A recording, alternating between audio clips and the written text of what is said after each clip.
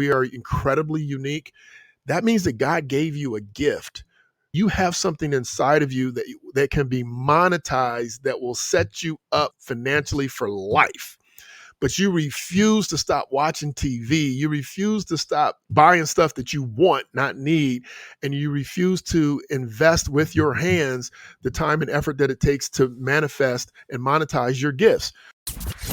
Microphone check 1 2. What is this? You're now listening to a brand new episode of the Play Big Faster podcast. Look what you done started. Talk to him. Attorney, high performance coach, and speaker Scherrie Prince asks hard questions to really get to the bottom of what makes entrepreneurs tick. From starting a business, marketing, strategies, and the ins and outs of their industries. We talk everything from book recommendations, lifestyle hacks, and everything possible to get you inspired and motivated to build your own business. The Play Big Faster podcast starts now. Let's go.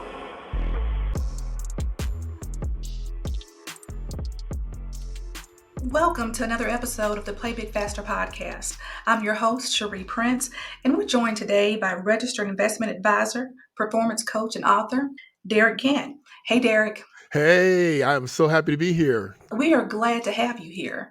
I almost introduced you as the man, the myth, the legend, but I'll take it. Yes. So, registered investment advisor. Yes. Tell us a little bit about that. Well, I started my career off, and I've been doing what I do for over 3 decades, so over 30 years. When I started off, I was a commissioned investment guy, meaning that if you wanted to do some investing, you had to pay me a 4 or 5% commission based on the products that I sold. And what I realized really young and really early was that advice was being administered based on the rewards the representative was getting from the companies to push their products. So, I've been offered golf clubs and steaks, like Omaha steaks, which may sound really silly, but you get a freezer full of Omaha steaks, you're in good shape. And I never thought that it was right. And I didn't mean right that you shouldn't get gifts for high performance. I just didn't think it was right that you're going to push advice. You're going to force fit this solution into this person's problem because you're going to get a benefit from it. So a registered investment advisor is free to roam. I can offer any investment on the planet that's legitimate, and I get paid a consulting fee. I get paid an advisory fee. It's a set fee. So no matter what I recommend, I'm getting the same payment, and it's not a commission and doesn't come with gifts and frills. It gives me the ability to be really pure and honest. You said about 30 years you've been doing this. Right. Okay. So what does that look like when you're talking to a client and they may ask you for a product that is commission-based? Mm-hmm. You can still sell those. You just get a fee for it. Is that correct? No, I don't, because every product out there that you would get a fee for, they also have a no fee version. So they have what they call A funds, which is an upfront fee. They have B funds, which is a back-end loaded, and they have C funds that is no fee. So we can still do it. We just use the C version. And I really don't even use those anymore because they're mutual funds.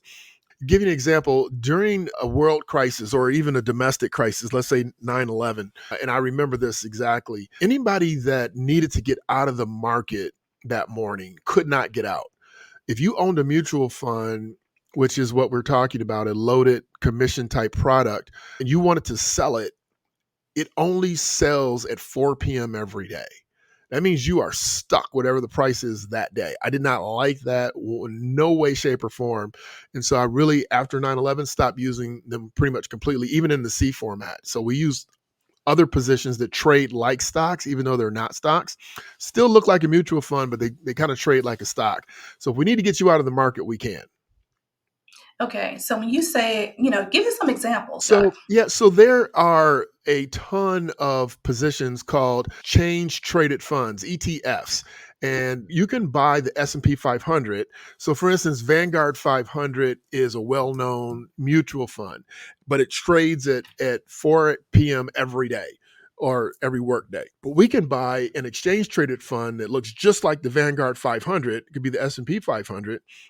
But it doesn't close at 4 p.m. You can buy it or sell it anytime during the day. And subsequently, you can only buy those mutual funds at 4 p.m. So you can only buy or sell at 4 p.m. every day. So if you wanted to buy something at 9 o'clock because it's hot and press is talking about it, well, by the time you get to buy it, the price is skyrocketed. Now all of a sudden you lost all your potential profits, or not all, but some of your potential profits. So there's exchange traded funds that represent everything. They represent gas and auto and travel and healthcare. A lot of times I'll use one of those, and even pharmaceuticals or healthcare, to facilitate a position that a client might want or that we recommend versus using a Vanguard account. I have to ask, what is the rationale behind the 4 o'clock deadline? Well, it's like archaic. They started it. It was the only game in town. A mutual fund is a pool of positions that are managed because everybody can't afford to go out and buy $100 stock, but you can put $100 in a mutual fund. And now you have a partial position of maybe 60, 70 different companies, which minimizes your risk. The mutual funds did that, and they needed to wait to tally the values at once because there's no way for them to tally them all during the day and give you your fractional ownership. So they do that at 4 p.m. I knew you would come with the fire today for those. Hey, it's so interesting because I recently interviewed somebody on the podcast who said there's no need for financial advisors or Right. investment advisors. You can just Okay. do it yourself. Right. Absolutely. What are your thoughts? Because for you to have the longevity of 30 years, obviously someone needs you and you're doing an awesome job. There's this is a question that you could answer as well for your profession. There is nothing, and I'm holding my phone up for those of you, there's nothing that you can't get off this device in seconds. You can create a budget, you can get an analysis on a stock position. There's so many things that you can do in a snap of a finger. The problem, of course, is that there's a lot of things to do, not just in the investment world, but in all areas of life, the legal world, your medical world, your relationships. Having an expert like myself that says, oh, yeah, I was there when the internet bubble burst. Oh, yeah, I was there when the real estate market crashed. I was there when inflation was 18%. Having the background and the history, knowing the rules and the tax laws and knowing the conditions, it is an example. Market always acts crazy during an election year. If you don't know that, then you can kind of get hemmed up. Market always acts differently at the end of the year, going into the new year. So you go in there and you buy helter skelter going into the end of the year, and things get crazy and they dip because people have spent so much money that they can't pay their bills, and it dips in the first quarter of the year. You're going to lose money. There's so much information that now you have a problem of distilling that information and filtering down to what's really pertinent to myself. And so now you're in the same boat. Before there wasn't enough information and you needed an advisor. Now there's too much information and you need an advisor to tell you what's true and what's not. You've done something that I think every great thought leader does. You've condensed some of those ideas into a book. I believe that without any doubt in my mind, because it is proven as a matter of fact, that each and every one of us is incredibly uniquely different. We all have different fingerprints. Nobody can unlock my phone except for my face. My brother looks like me, but he can't unlock my telephone because it's my specific face. And so we all have a set of parameters that our life is governed by. Most of us don't know what those parameters are. We let things trigger us and set us off. We have spending habits, we have saving habits, we have relationship habits. So the 24K Life Code is about identifying what specifically makes you a success and then focusing on those specific things predominantly, not only, but predominantly. Part of the book is about finances. Identify if you're a spender or a saver. Let's say, for instance, you're by nature a spender. Doesn't mean you have to spend 100 pennies out of every dollar, right? 100 okay. Right. So I have tools and things inside the book to guide people that says, look, let's first of all, let's identify who you are. And then let's identify a way for you to be successful being who you are. Maybe you're a spender and we get you to a certain point to where you're saving some money, but we don't want to focus on saving. We want to focus on making more money.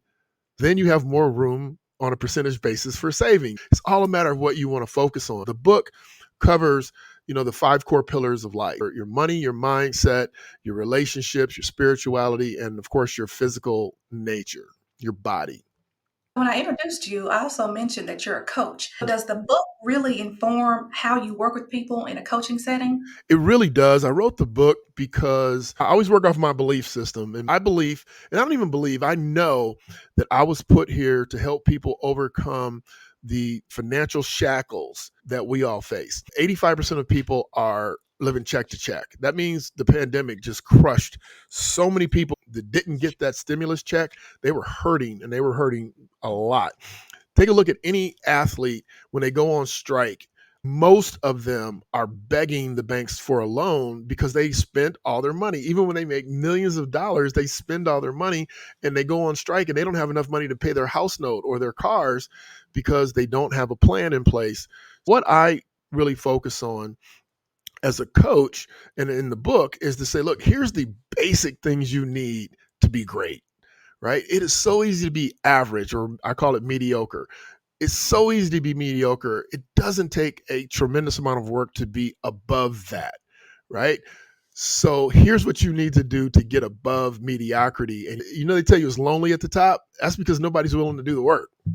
In your opinion, what is the best way to build true wealth? The best way to build true wealth is to is to hierarchy your needs and wants. Most people will substitute, wants for needs, and they confuse the two, which is why Amazon is killing the game, because they make it so easy to get your needs and your wants at the snap of a finger. That means you can get your groceries or you can get a new diamond tennis bracelet all in the snap of a finger. And if you buy it the right day, you get a discount. So, Oh, so you mean a diamond tennis bracelet is not a need? well, it depends on who you are, but how about we not have a car that's more than our mortgage? Okay, devil's advocate. What if I don't have a mortgage? I've been blessed and there's no mortgage. So now I can go get my Bugatti. Is that okay for me to get my Bugatti? Absolutely. I just tell people to plan for it. I have no problem with people doing what they need to do. Probably about 4 years ago, my heart was just wrenched because my sister was taking all these vacations. Now, she wasn't complaining about not having money, but it was driving me nuts because I know the average person can't afford to go on 4 or 5 vacations a year. So I called her in the middle of the day, no reason, just called her. And I'm like, look, we got to talk about this vacation thing. She's like, what? So we talked through it. And basically, I had her explain to me about how she was able to do what she was doing, and then if that made sense. Oh, and I really called her because more people are like her than are like me. I wanted to understand better and maybe find some compassion. She actually did help me do that. So we ended up negotiating, convinced her to maybe go on 3 vacations versus 5 and save the money that she was going to spend on the other 2, just stack it up as cash. So she was able to basically double up her savings. But I recognized from her explanation, she needed the vacations. Okay. The vacations were break from the insanity at work. Vacations gave her something to look forward to that said, hey, I'm working hard and this is the reward that I'm going to get in the next 3 months or 4 months. So I learned a lot from it. But you can get the Bugatti. I wasn't always that way. In the past, they'd be like, no, what do you need a Bugatti for? You need a car that's going to get you to A to B. You don't need a Bugatti. But And, now, and for the record, I don't drive a Bugatti. For the record, okay. okay, all right. One more question. Are you big brother and she's little sister? When it comes to age, she will tell you I'm big brother, although Okay. I'm not. And I'm happily, she's one of those age people. She doesn't like getting older. I happily take that mantle.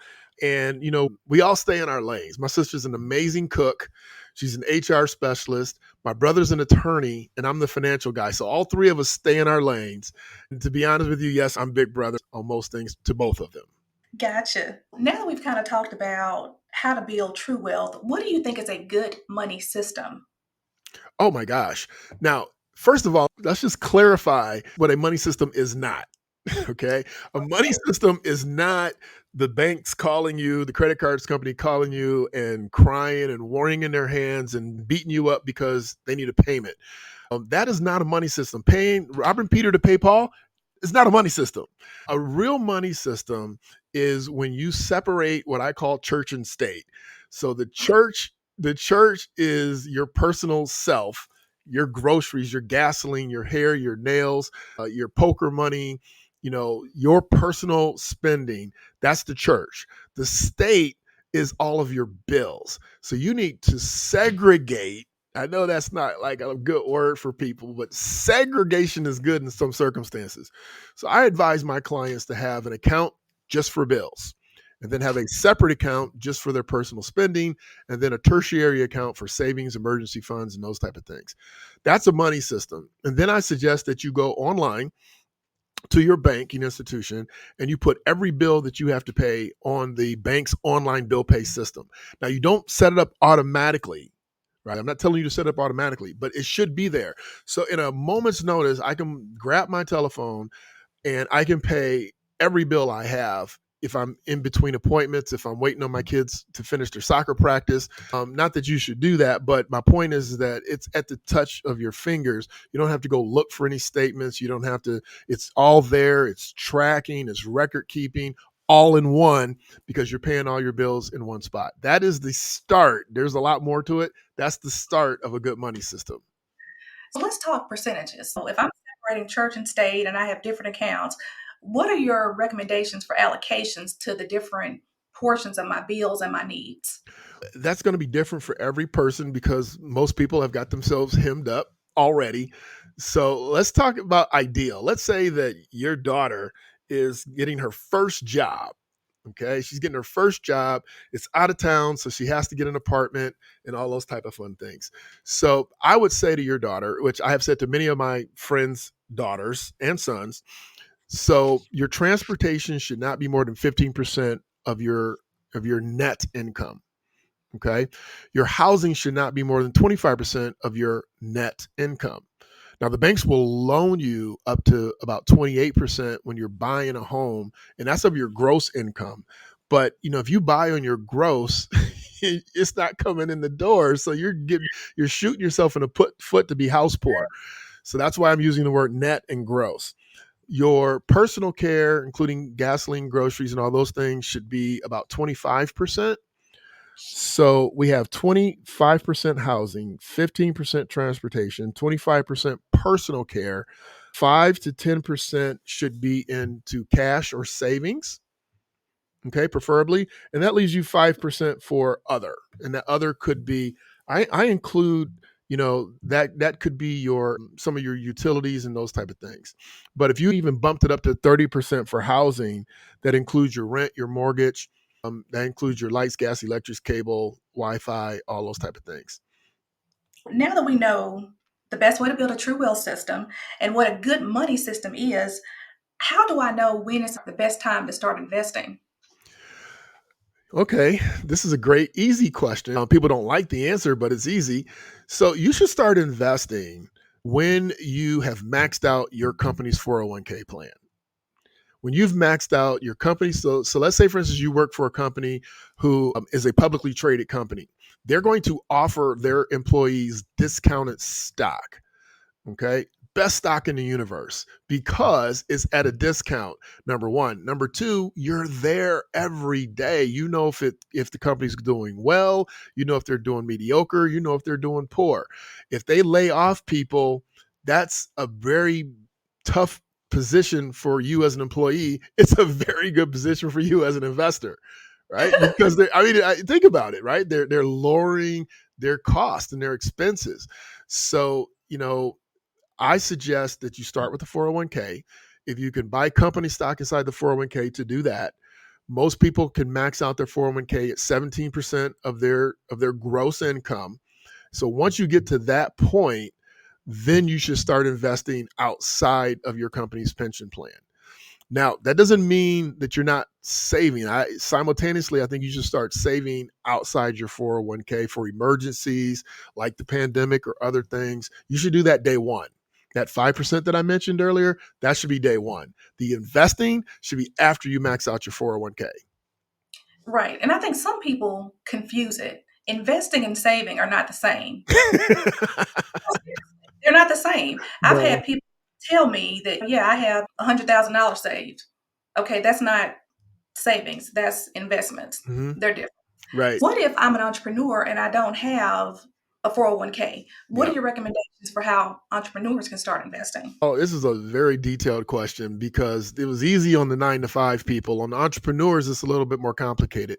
And the reason why I say that is because most entrepreneurs don't treat themselves like an employee. They get paid last, if at all. But let's just take an assumption that the entrepreneur's business is doing well. They're getting a regular paycheck and everything's copacetic. I would tell them to start with an IRA. And if they can put away the maximum amount that's allowed in an IRA, which is like $5,200, then that's great. If they can put more than that away, then I would tell them that they should go find someone and start a 401k for their business. And then now they're doing the same rules apply to them as it does for the 9 to 5 person. So max that out. Now their investing are a little bit different because usually they're reinvesting into the company, which I am all for, because when you reinvest in the company, you increase revenue. And when you increase revenue, now you have more money to do more things with. That would be my nutshell answer. I would probably get a little deeper. If we had a client that we were talking to, I would get a little deeper on that. When you say find someone to help them, they need to find their own Derick Gant or actually contact you to help, right? Yeah, they do. I don't set up retirement plans anymore. I used to set those up for companies and small businesses. I can be more than happy to help them identify who is a good resource to set up a 401k program. I still do some investing for an elite group of clients. Most of my time is spent coaching. So we're teaching people how to get it done, how to get their board of advisors together, their banker, their insurance person, their investment person, their legal person. I kind of play point guard to helping them get those things together so that they can move forward. And then, then we focus on how to create more money. Right? Because people don't focus on how to create more money. If we can figure out how to make sure our base is structured and then focus our one-on-one attention on creating more money, then that's a really good use of their time and my time. When you talk about that focus, you also have something that you can help them with in terms of a starter kit. Could you tell us a little bit about that? The starter kit is really for anybody they feel like they're stuck and they don't know which way to move, and they probably don't feel like they can afford a coach. They're like, I don't really know what to do, and I can't afford to pay somebody, thousands of dollars. So the starter kit has a planner, it has my book, it has access to my mobile app. And inside the mobile app, believe it or not, I give as much advice inside that mobile app as I do in some coaching situations. What happens, of course, is, at some point I go, wait a minute, you're going too far. You can't ask me stuff every day. If it's a question here or there about how to really launch yourself into financial security, I'll answer those one-on-one right inside the mobile app. If I get enough questions on the same question, we'll do a masterclass on it. So the starter kit is really a great way to get all the information that you need, to get all the access that you need, because it eliminates every excuse for not knowing. You're actually live. It's not a bot. It's actually Oh no. you. Oh no, it's me and my team, and usually I'm up early, so I'm the first one to see those things. So I usually answer first. But no, it's live. It's not a bot. And if it's a serious question, then I might say, hey, look, let's set up a quick call, and I'll do a free, quick coaching call. If it's people that I'm older, so I'm a little cantankerous.